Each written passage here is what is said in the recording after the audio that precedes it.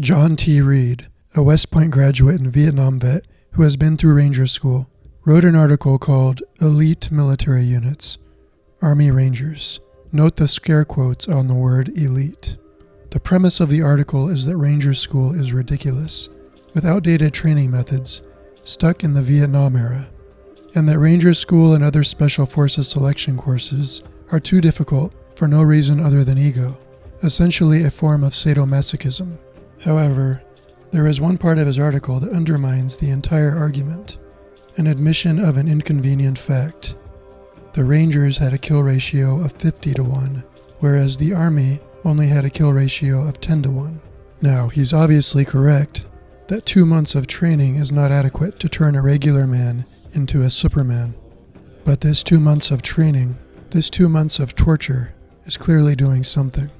Quote, "So why expend so many resources to teach such limited skills? Good question. As I said above, so-called elite units like the Rangers and paratroopers tend to fight much better than lesser-trained soldiers when used in normal infantry roles. The reason seems to be esprit de corps. The source of the esprit de corps is the extra training and higher standards. The Rangers and other elite military units extract a pound of esprit de corps from an ounce of useful training. That is an interesting equation, but it raises questions about the IQs of those who derive so much pride from so little genuinely effective training." End quote. Note that this applies even to soldiers used in regular infantry roles. If they have passed through the fire of Ranger School, they fight better in any role, due to esprit de corps. But what is esprit de corps? According to Wikipedia, there's no precise definition, but it's important to the military because it increases unit cohesion. And what is unit cohesion? According to Wikipedia, there's no agreed upon definition. So the military spends millions of dollars torturing troops to turn them into elite soldiers, which is supposedly due to the development of esprit de corps, or morale, which has something to do with unit cohesion. And yet they fight better even when they're not in their units. And there is no agreed upon definition of unit cohesion, esprit de corps, or morale. What are you talking about? Isn't it obvious that there's something missing in this explanation? Isn't it obvious that to put a man through this kind of trial is to test and develop his mental toughness and his heart? It is generally assumed by pretty much every military mind throughout history. The hardship makes men strong and better soldiers, whereas luxury makes men weak. Marvin Hagler put it best. It's tough to get out of bed at 5 a.m. to do road work when you've been sleeping in silk pajamas. And as Julius Caesar wrote, the Belgae are the bravest, because they are furthest from the civilization and refinement of our province, and merchants least frequently resort to them, and import those things which tend to effeminate the mind. Edward Gibbon agrees. It appears a just matter of surprise, how the naked and unassisted valor of the barbarians could dare to encounter, in the field, the strength of the legions. The contest was too unequal, till the introduction of luxury had enervated the vigor, and a spirit of disobedience and sedition had relaxed the discipline of the Roman armies. The effeminate luxury, which infected the manners of courts and cities, had instilled a secret and destructive poison into the camps of the legions, and their degeneracy has been marked by the pen of a military writer who had accurately studied the genuine and ancient principles of Roman discipline. The enervated soldiers abandoned their own and the public defense, and their pusillanimous indolence may be considered as the immediate cause of the downfall of the empire. Ibn Khaldun also agrees. Whenever people settle in the fertile plains and amass luxuries and become accustomed to a life of abundance and luxury, their bravery decreases to the degree that their wildness and desert habits decrease. Wherever an Arab tribe leads a life of luxury and abundance, while another does not, the one holding fast to desert life the longer will be superior to and more powerful than the other, if both parties are otherwise equal in strength and number. Bedouins are more disposed to courage than sedentary people. The reason for this is that sedentary people have become used to laziness and ease. They are sunk in well-being and luxury. They have become like women and children. who depend upon the master of the house. Ibn Khaldun's cyclic theory of history is not only based on the decline of valor and self-reliance of sedentary people compared to nomads, but even more so on the decline of the spirit of kinship, or asabiya. As the Icelandic rune poem says, wealth equals source of discord among kinsmen, and fire of the sea, and path of the serpent. Only nomads with a strong asabiya can survive in the desert, he says. Nomads become valorous and strong and unified in the harshness of the desert, joined together by asabiya, which allows them to conquer civilizations weakened by luxury. The luxury they obtain through victory in turns weakens them and divides them, leaving this civilization open to reconquest by a new group of savage and united desert nomads. Peace has cost you your strength. Victory has defeated you. So why do we subject our elite troops to such difficult conditions? Whether consciously or instinctively, the designers of these training regimens recognized that hard conditions create hard men, and shared suffering binds men together. It creates asabiya. It creates a mannerbund. Indeed, the deepest brotherhood, as all men suspect, is not based on common natural birth, but on shared suffering. Those who suffer together become brothers. The love that men show for each other on battlefields is heartrending. A man will fall in an exploding grenade, almost without thinking, to save his comrades. John Reed unintentionally demonstrates that shared suffering creates brotherhood in his article. If you go to a West Point reunion from my era and eavesdrop on the conversations, about half of them would be about the 57 days we spent in Ranger School, not on the 4 years we spent at West Point or the year we spent in Vietnam, in spite of the fact that both West Point and Vietnam were also very eventful experiences. At least that has been my observation when I attended our reunions, including my 40th in 2008. That's how traumatic those 57 days were. Reed tells us this as if it's a bad thing, but isn't it clear that if half of their conversations, even 40 years later, were about Ranger School, that this was a profound experience that unified them and gave them a common identity? We live in the greatest luxury and ease of all of human history. If luxury makes men weak, what does that say about us? And what can we do about it? How did the civilizations of the past deal with it? The process of degeneration can be extremely rapid. According to Sir John Glubb, the son of a successful Mamluk sultan was usually a failure, for he had not gone through the same hardening process. More often than not, the sultan's son was a failure, for he had not been exposed to the biting blizzards of the steppes as a child, nor had he fought his way to the top of Egypt.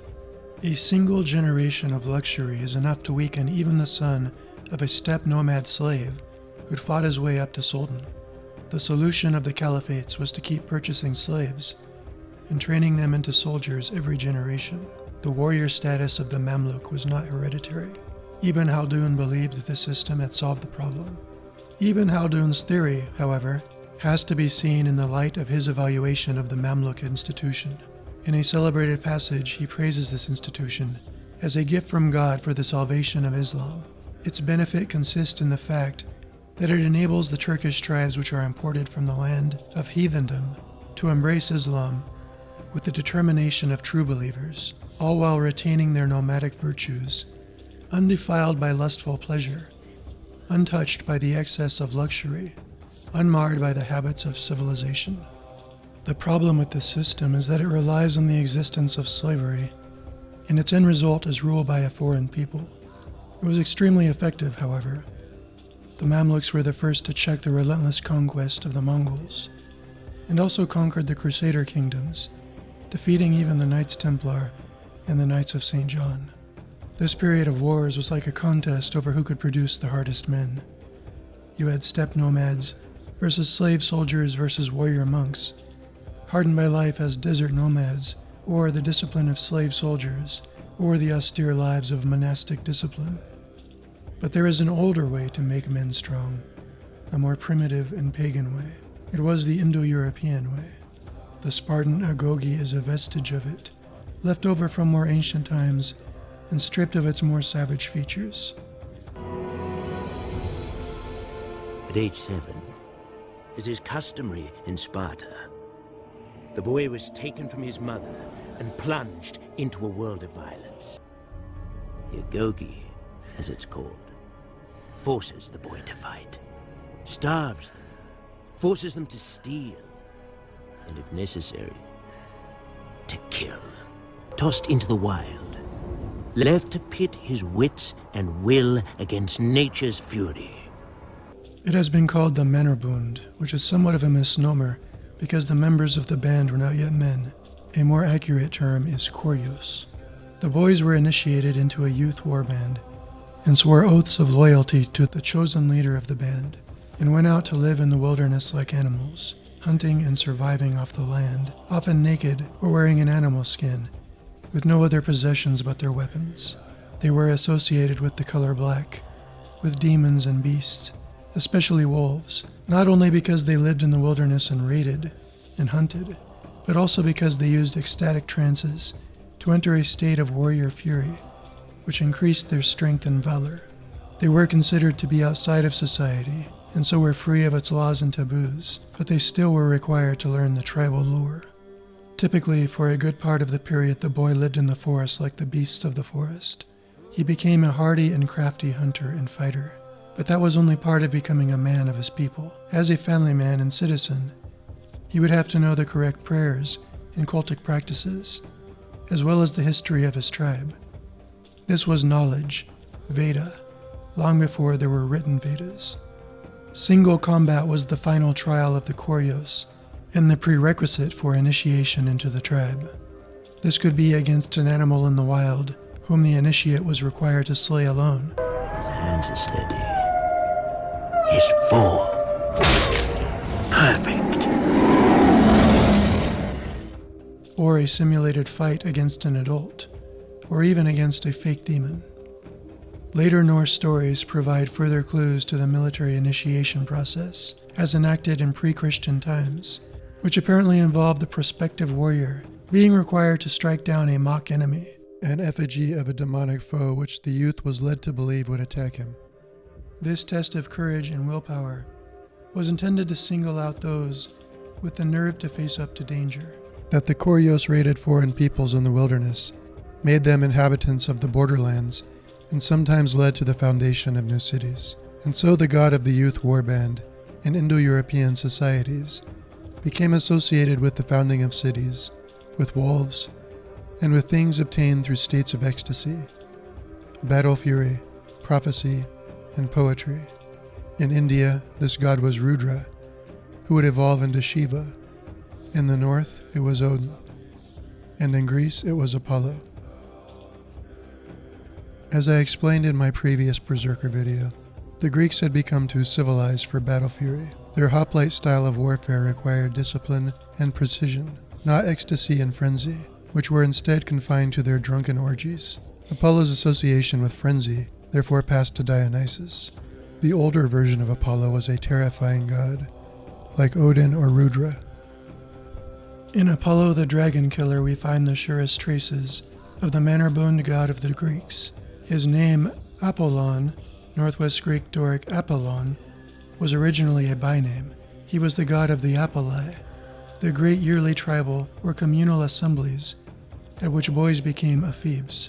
That a god of the outside should be able to capture the center will not seem surprising in light of the career of Rudra Shiva. Unlike Shiva, however, Apollo divested himself of his wild and terrifying aspects, so that the ancients were at pains to explain away his wolf epithet. Before I return to the modern military, I have to show you this excerpt from The History of the World Conqueror. When the Mongols wish to go a-hunting, they first send out scouts to ascertain what kinds of game are available and whether it is scarce or abundant. And when they are not engaged in warfare, they are ever eager for the chase and encourage their armies thus to occupy themselves, not for the sake of the game alone, but also in order that they may become accustomed and inured to hunting and familiarized with the handling of the bow and the endurance of hardships. Now we've come a long way from Ranger School, where we began, but if you've ever looked into Ranger School and the Army Rangers, you may have noticed some similarities with the Koryos. The Rangers are highly mobile light infantry, which means they have few possessions and little armor. They are sent into the wilderness with little food to practice raiding and ambushing, patrolling at night behind enemy lines, and rangers lead the way, just as the Koryos operates on the borderlands and founds new cities. The culmination of the training and the prerequisite for initiation for both the rangers and the Koryos is the simulated destruction of a fictional enemy. Rangers are even associated with the color black, traditionally given the black beret. As an aside, the fact that the army watered down the meaning of the black beret by declaring all soldiers elite and giving it to everyone is a good indication that you should not join the current year army. The most decorated American soldier of World War I was Alvin York, and the most decorated American soldier of World War II was Audie Murphy. If you read their early lives, they were similar, both of them living in extreme poverty, separated from their parents, living by hunting, roaming and fighting, and even filled with fury. So York and Murphy had early lives very similar to the lifestyle of the Indo-European Koryos. And their lives give us some insight into the kind of abilities spending your early life hunting to survive could develop. York describes this as larnin from nature. There are two kinds of larnin: the larnin you get out of books and the larnin you pick up from living close to nature. If you could only get both, you sure would be what they call educated. It's most hard, though. If you get one, you seldom get the other. That's the way of things. Life's fair. There's a sort of balance in things. The people in the towns and cities get to learn from books and schools, and people in this here mountain country sort of get to learn from nature. Learning to know trees and flowers and animals and sunsets is like reading a big book. You've kinder got to go to school to understand that sort of reading. I mean to a sort of outdoor school where you've got to tramp around, hunting and shooting, to stay out and use your eyes and your ears and your power of reasoning too. What you pick up from these things sort of learns you a most awful lot about life. What you pick up from dogs and horses, and foxes and squirrels, and coons and bees and hornets, and the little critters in the earth, and most everything in the woods, helps you understand people too. The kinds of things that you could learn are illustrated by the tales about Audie Murphy. Since his days in basic training, one of his buddies remembered Audie Murphy had shown an uncanny ability to spot bad camouflage. It was an ability that had helped him as a hunter back home, tracking rabbits and squirrels. Now it served him well along the river. Far across the river he spotted what he called a curious shrub in a thicket. Its leaves seemed to be turned the wrong way. He picked up a rifle and shot at it. Retaliatory bullets popped into their sandbags. Murphy's commanding officers had come to depend on his uncanny ability to move quietly to carry out reconnaissance patrols between the American and the German lines, and that skill was crucial at Anzio. Creeping out between the lines made him think of home.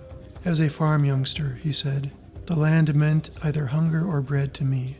Now its shape is the difference between life and death. Every roll, depression, rock, or tree is significant. So York and Murphy had an amazing amount in common with each other, and with the Koryos. But there is one thing that separates them. Murphy joined the army while he was still a boy, only 17 years old. York was in his late 20s when he was drafted. York, you could say, was initiated into manhood, into the religion of his tribe, and he left his hell-raising ways and his demons behind. Murphy went to war before he could be initiated into manhood. He never left his demon behind. It would stay with him in warfare and for the rest of his life. I never saw a drop of blood on him, Murphy said. The sniper bullet must have got him in the heart. For the first time in the entire war, he later admitted, he refused to face facts, swearing that Tipton could not be dead. He counterattacked like a berserker, bursting from his foxhole, firing his carbine. He killed the 2 Germans who had been shooting at him, grabbed their machine gun, and, holding it like a bar for firing from the hip, Murphy found the gun crew that had killed Tipton and raked them with fire. I remember the experience as I do a nightmare.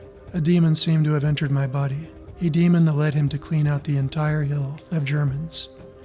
When the stress finally passed and the rush of adrenaline left his body, his hands began to tremble, and he sank to the ground exhausted. Murphy's ambivalence about being called a hero was a part of his being overtaken by a demon on the battlefield. York was able to put his experiences of the horrors of mechanized war in the context of the tradition into which he was initiated. He had lived where so many had died, he said, because God had promised to protect him. Murphy, however, called himself a fugitive from the law of averages. Murphy went to hell and back, but never came home. York went to hell, and then he came home. It is the warriors who join the Koryos and never come home, who remain separated from society for their entire lives, never initiated into manhood, consecrated to the god of battle fury, who will be the subject of the next video in this Berserker series.